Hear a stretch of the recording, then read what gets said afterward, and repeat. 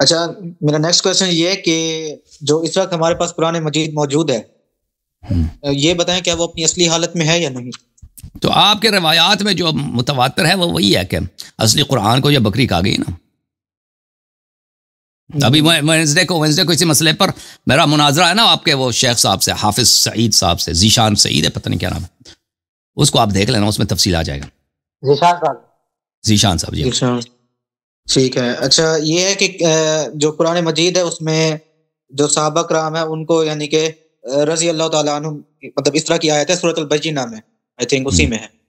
تو وہ سب صحابہ کے لیے نہیں نا. قرآن مجید میں دیکھیں جو بھی جنہوں نے کلمہ پڑھا ہے رسول صلی اللہ علیہ وسلم نے، جس نے بھی کلمہ پڑھا ہے آپ لوگ اس کو کہتے ہو صحابی ہے. جس نے بھی کلمہ، صحابی کی تعریف کیا ہے، جس نے رسول صلی اللہ علیہ وسلم کو دیکھا اس نے کلمہ پڑھا ہے، ٹھیک ہے نا. زیادہ دیکھا ہے کم دیکھا اس سے فرق نہیں، کلمہ پڑھا ہے. تو وہ تو دو گروہ ہیں نا، منافقین سب اسی میں آ جاتے ہیں. منافقین سب اس میں آ جاتے ہیں کہ جنہوں نے منافق کا مطلب ہی یہی ہے کہ اس نے رسول صلی اللہ علیہ وسلم کو دیکھا بھی، کلمہ بھی پڑھا. اب دل میں اس کے دل میں وہ ایمان نہیں ہے، وہ الگ بات ہے. تو قرآن مجید میں جن لوگوں کی تعریف کی گئی ہے وہ اس طرح نہیں کہ جس نے بھی کلمہ پڑھا ہے رسول کو دیکھا اس کی تعریف کی گئی ہے.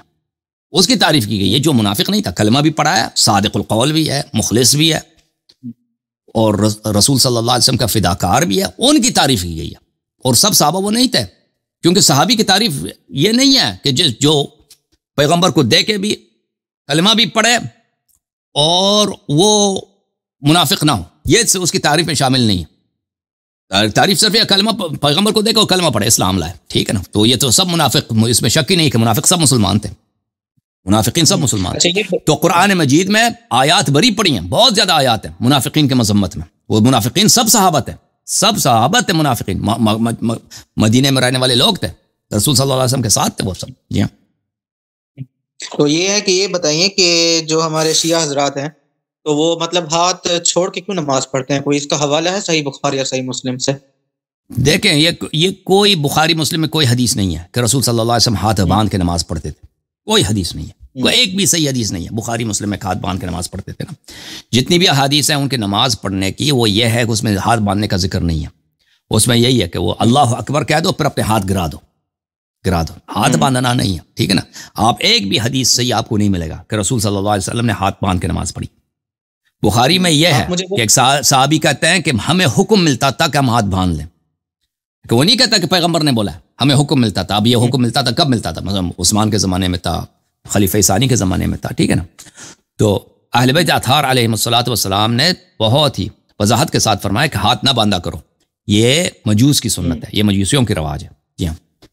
آج بھی جو ہے مالکی فرقہ جو ہے وہ ہاتھ نہیں باندھتے ہیں. مالکی جو ہے نا، دیکھیں میں آپ کو دکھاؤں کہ اس کی کوئی حدیث نہیں ہے.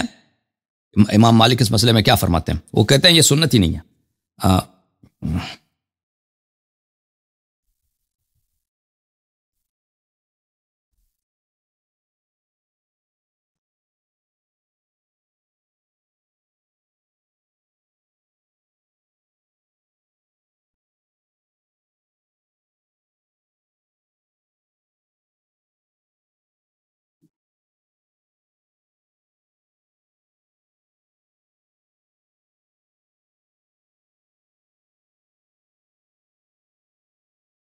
ایک منٹ بھائی.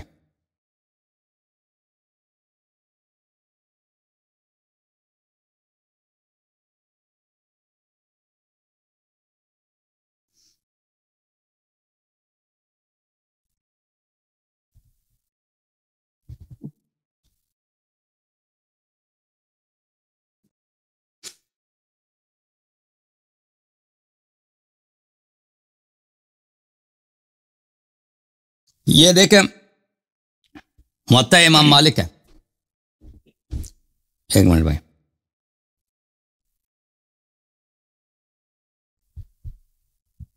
کہاں؟ ایک منٹ بھائی.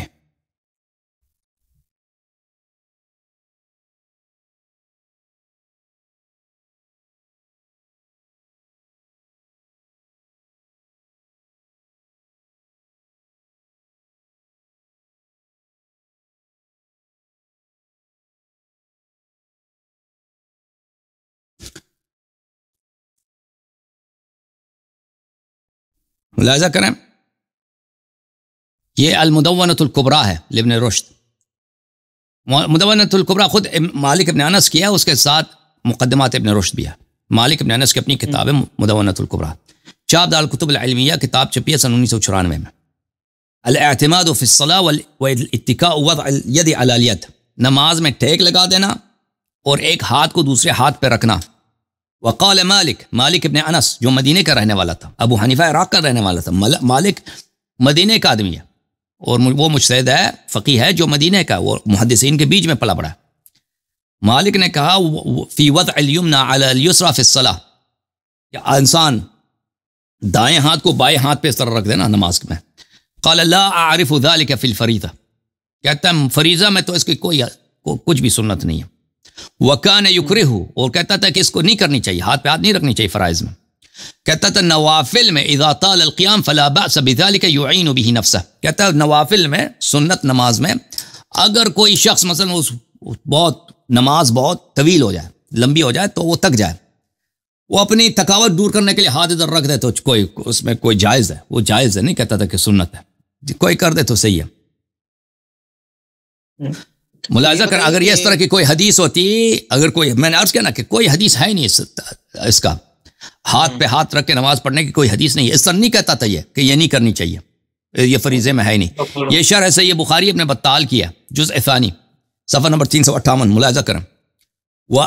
ورأت طائفة ارسال الیدین فی الصلاۃ، ایک بہت بڑے تابعین کا اور صحابہ کا گروہ ہے جو نماز ہاتھ کھول کے پڑھتے تھے. روی ذلک عن ابن زبیر، عبداللہ ابن زبیر، اسی طرح حسن البصری، سعید ابن المسیب. سعید ابن جبیر نے ایک شخص کو دیکھا کہ وہ ہاتھ باندھ کے نماز پڑھ رہا ہے، تو فذهب ففرق بینہما، جا کے اس نے اس کے آنکھیں کو ہاتھیں کھول دی کہ ہاتھ کھول کے نماز پڑھو. وراوا ابن قاسم عن مالک، ابن قاسم نے مالک سے روایت کیا لا احبہ فی المکتوبہ، اس نے کہا کہ مکتوب نماز میں، واجب نماز میں، فرض نماز میں یہ نہیں پڑھنی چاہیے، ہاتھ پہ ہاتھ نہیں رکھنا چاہیے. ولا بأس به فی النوافل من طول القیام، لیکن جو نافلہ پڑھتا ہے، نماز لمبی ہے بھائی، تک جاتا ہے، ہاتھ پہ ہاتھ رکھ دے، وہ اس کی منع نہیں ہے. اس کے اور بھی دلائل ہیں، کافی ہے بھائی، آپ سوال دوسروں کو بھی بات کرنے دیں، ٹھیک ہے نا بھائی. اچھا، میرا نیکسٹ کویسچن یہ ہے کہ جو اس وقت ہمارے پاس قرآن مجید موجود ہے، یہ بتائیں کیا وہ اپنی اصلی حالت میں ہے یا نہیں؟ تو آپ کے روایات میں جو متواتر ہے وہ وہی ہے کہ اصلی قرآن کو یہ بکری کھا گئی نا. ابھی وینسڈے کو اسی مسئلے پر میرا مناظرہ ہے نا آپ کے وہ شیخ صاحب سے، حافظ سعید صاحب سے، ذیشان سعید ہے، پتہ نہیں کیا نام ہے، اس کو آپ دیکھ لینا، اس میں تفصیل آ جائے گا.